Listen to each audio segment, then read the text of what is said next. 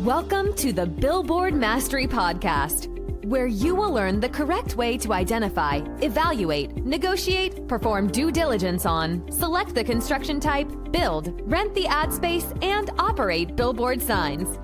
And now, here is your host, the guy that built from scratch the largest privately owned billboard company in Dallas-Fort Worth, Frank Rolfe.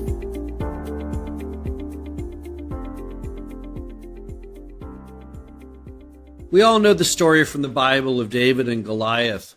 Goliath, the giant warrior, and David, who's a fraction of his size. Goliath with all of his armament and his sword. David has nothing but a slingshot. And we all know how the story ends. David defeats Goliath. This is Frank Rolfe, the Billboard Mastery podcast series.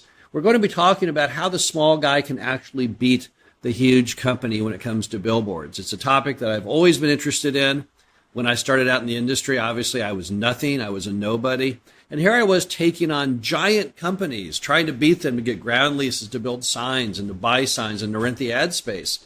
So how do you do that? How does someone starting out ever take on a big company? Well, here are some of the reasons you can do so and you can win. Number one, just because you're small doesn't mean you can't bond with the property owner or the advertiser. Bonding is a special force of nature. It's when people just naturally like each other. So when you bond with somebody, it means you consider them more than just a person, but they're more kind of a friend or someone that you want to help. And it's a whole lot easier when you're a small guy to bond than big companies. Big companies, they come off kind of stiff, kind of sterile, not a lot of fun. But, the small guy definitely can step in there and be themselves. And property owners and advertisers just like that. Everyone likes the theme of the underdog. So first off, it's much easier from a bonding perspective to be small than it is to be large. So there's the first tool you have in your favor is simply the fact people are going to like you more because you can be yourself and you are yourself more than someone in a big company role where they can't be themselves because they represent the company. They're afraid about liability for the company. Number two is speed. When you work at a big company, you can't make snap decisions. You have to take any decision typically and run it through a committee.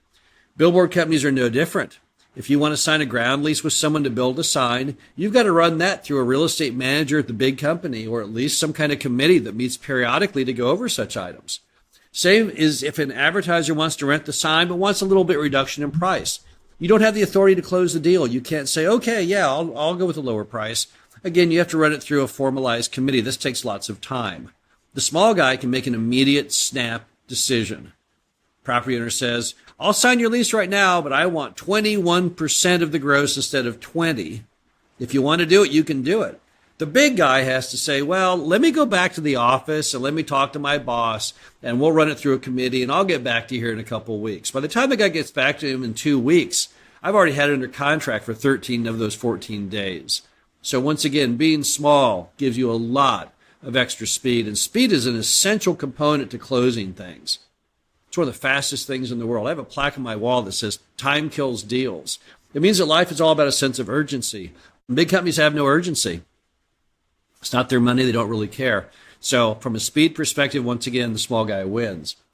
Then you have desire, just your enthusiasm. Well, when it's all your stuff, when it's your money, of course you're going to be enthusiastic. But what about the guy at the big company? How much ownership does he have in that sign? How much money does he get if it succeeds? The answer is not much. So therefore, he doesn't have the same enthusiasm, the same drive that you do. So when it comes to a desire perspective, once again, you crush them because you really, really, really care. This is your future, your financial future. You want that money. You want that stream of income. The guy at the big company, he just lives for the weekend. He doesn't really care what happens Monday through Friday. He's more than happy to manana something. He doesn't really care if he gets signed up or doesn't. So once again, small guy wins. Then you have the issue of overhead. Obviously, this is one area where David really beats Goliath because Goliath, big companies have very large overhead. And as a result, they aren't willing to work on billboards to have smaller margins. They want to have a much higher profit percentage than the small guy does. So therefore, they have to pass on deals the small guy can do. Good example would be the companies, the big companies that always say they want to be at about 15% of gross is their maximum lot rent, ground rent for the sign.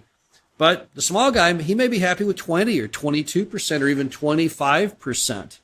Why not? It's still completely profitable. Why is the big guy stuck at that one figure? Why can't they get that one figure out of their mind? Well, because they've run the numbers and because they have so much overhead with that big building and the receptionist and all the stuff, they have to have so much money per sign just to cover overhead. If you don't have the overhead, you don't need it. That could be just extra profit to you. So once again, you can take on as a small guy many, many deals the big guys have to pass on, or they indirectly pass on because they can't bid to compete with you because they got to have too big a margin built in. It's a common issue you see in the oil and gas industry. There are these wells, they're called stripper wells. These are wells that get down to only about a barrel a day or a barrel a week or even a barrel a month. The big companies cannot operate those kind of stripper wells, so they'll sell them off to individuals because they can't handle it with their overhead. The same is true with billboards. Next, creative thinking. Now, often when you're out there in the billboard arena, you're having to think on your feet. You're having to move fast and do unusual things. Big companies can't. Everything has to fit in a certain box. So I'll give you the example of one sign I did. Great location, major highway, next to a building. But the problem was the landowner wanted it to be only in the space from the edge of that building to the edge of the property. And it was not much room at all. Not much room at all. Typically, between those two components, the big company would need to build a standard monopole sign. They would need 15 to 18 feet in width. He didn't have it. Not even close. He had about 8 feet. So the big company couldn't figure out a way to fit the sign on there. However, I could. Told the guy I would build a back-to-back I-beam units, and including lights, it would come out exactly to 8 feet in width. The big company said, now wait a minute, I still want to do it, but I'll have to put my big old monopole out in the parking lot of the building, and I'll just have the sign overhang the building. Well, that isn't what the property owner wanted. He was okay with to get the billboard income, but he didn't want this big old ugly thing out in his parking lot. He wanted it nestled right between the side of the building and the property line so you wouldn't see any of the poles or any of the other parts of it. So I was able to get the location because I could do creative thought. You see that over and over again with signs, both when you're trying to build them and also when you're trying to rent the ad space. So many times I'd go to the meeting to try and rent the ad space. I might have the McDonald's, and the McDonald's would say, well, you know what? I'll go ahead and rent the sign if you can get someone who will share it with me. I remember once I did a sign that was a whole group of merchants in a downtown area. I shared all of them together. It was like 50 people. They each had to put in a very small amount every month to pay the bill. Big company couldn't do it. They'd say, well, gosh, no, I got to have just one person sign the ad lease. I can't have 20 people sign the ad lease. Also, maybe you get creative on the term of the ad lease. Maybe the ad lease typically is a 1-year term. Big company is set on that, won't change it. And why does that have to be a year? Guys wants to do 8 months, well, then do 8 months.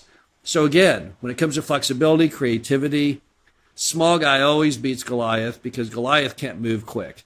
Goliath is big. Goliath takes him a long time to maneuver. So once again, small guy can wins. Finally, small guys have a lot more patience than big companies do.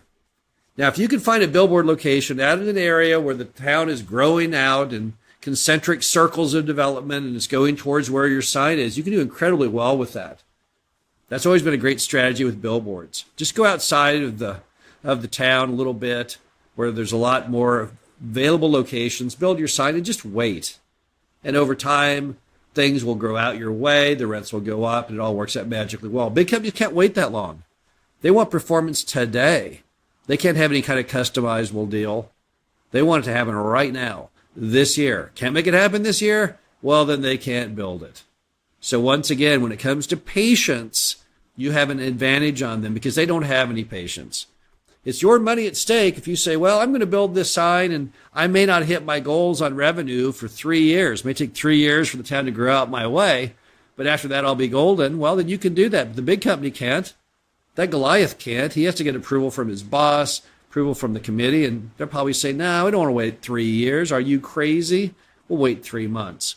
So what you'll find over and over again in the billboard business is basically the small guy really has the advantage on the big company. It's the big company, it's the Goliath that is more afraid of the David than vice versa. Now, I know it seems odd to everyone. You'd say, now, wait a minute. I thought in America the big company always has the edge. Well, just look around you and look what's going on with big companies. How many of the companies today that are really growing fast are startups, tons of them. Look at Tesla. Tesla is valued now more than Ford and General Motors and all car companies in the U.S. combined. Once again, David took on Goliath and beat Goliath. And it's not just them. It's in every industry segment in America today. You have big companies being toppled by small people. And that's because people, when they're starting out, when they're small, they have certain advantages. And those are the advantages that allow David to topple Goliath. This is Frank Rolfe with the Billboard Mastery podcast series. Hope you enjoyed this. Back again soon. Thank you for listening to the Billboard Mastery podcast. Be sure to visit us at www.billboardmastery.com, where you can find past episodes of this show, plus an array of information to help you successfully build, buy, and operate billboard signs.